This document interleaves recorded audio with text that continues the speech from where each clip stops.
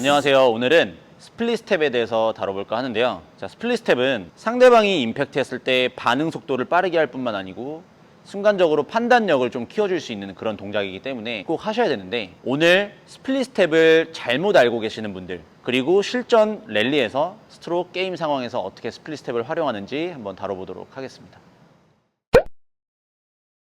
자, 일단은 첫 번째로 스플릿 스텝에 대해서 잘못 알고 계시는 분들은 일단 앞꿈치로 우리가 스플릿 스텝을 뛴다는 건 알고 계실 거예요.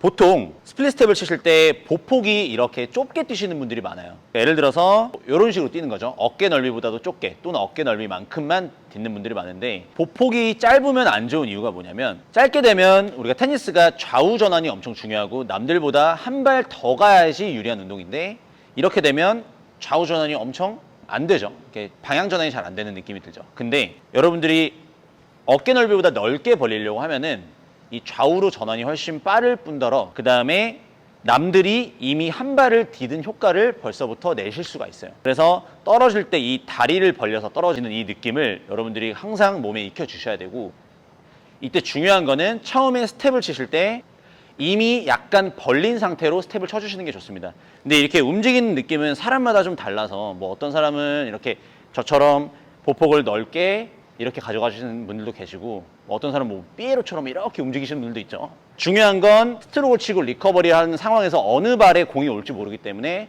항상 양발 어느 한 발만 연습을 하시면 안 되고 둘 다 연습을 해주셔야 됩니다. 자, 다음 스플릿 스텝을 칠 때는 보통 점프를 해서 떨어진다고 생각하시는 분들이 많아요. 사실 점프를 해서 떨어지면 상대방이 공 치는 타이밍에 반 박자 늦게 떨어지는 느낌이 강하겠죠. 이렇게 생각하시면 좋을 것 같아요. 움직이는 도중에 우리가 원래 오른발 왼발 오른발 왼발 이렇게 푸더클을 해주잖아요. 자, 오른발 왼발 푸더클을 하다가 발을 그냥 내려놓는다는 생각을 하시면은 뛰어서 내려간다는 느낌보다는 훨씬 더 짧게 타이밍을 맞출 수가 있죠. 실제로 뛰어서 떨어지는 사람보다는 그냥 움직이는 상태에서 발을 내려놓는다라고 생각을 하시는 분들이 타이밍을 잘 맞출 가능성이 높습니다.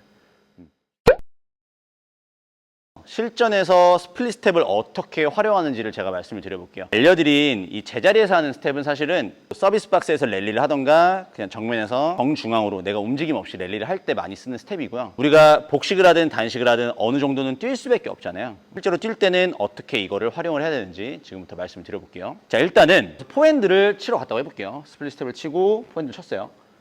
근데 보통 초보자분들은 빨리 돌아와서 여기서 이렇게 쉬려고 하시거든요. 근데 여기서 쉬어버리면은 타이밍 자체가 뜨죠.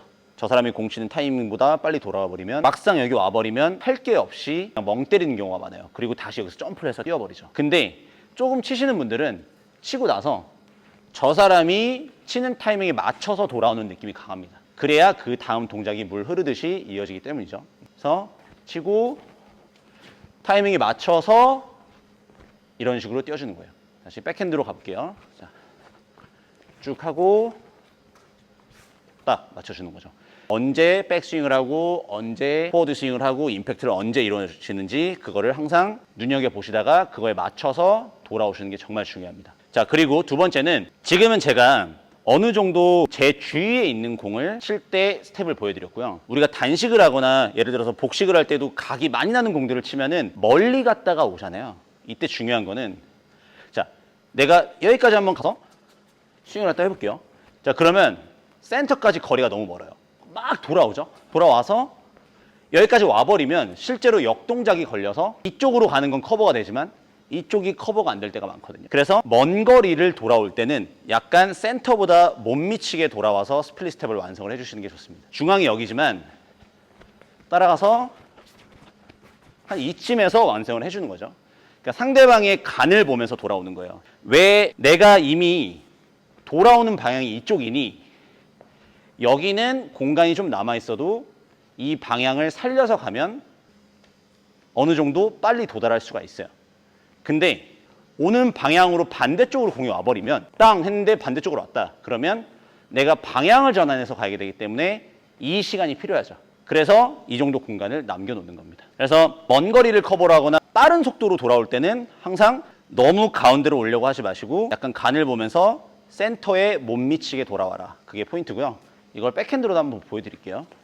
땅 하고 갔는데 돌아오면서 요 정도에서 마무리를 해주는 거죠. 저 사람의 임팩트 타이밍에 맞춰서. 자, 한 가지 더 있죠. 우리가 짧은 공을 치고 뒤로 백스텝을 할 때도 마찬가지예요. 자, 어느 정도 짧은 공을 치고, 자, 이 정도면은 약간 네트로 대시하기엔 좀 그렇죠. 그래서 백스텝을 쳐서 다시 뒤로 돌아올 거예요. 근데 여기까지 완전 많이 와버리면 다시 짧은 공이 왔을 때 역동작이 걸리니 좀 못 미치게 돌아오는 겁니다.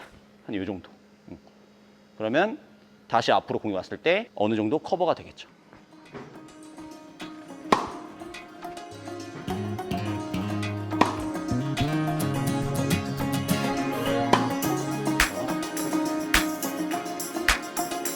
위로 스텝, 위로 스텝, 다리 벌리기, 위로 스텝,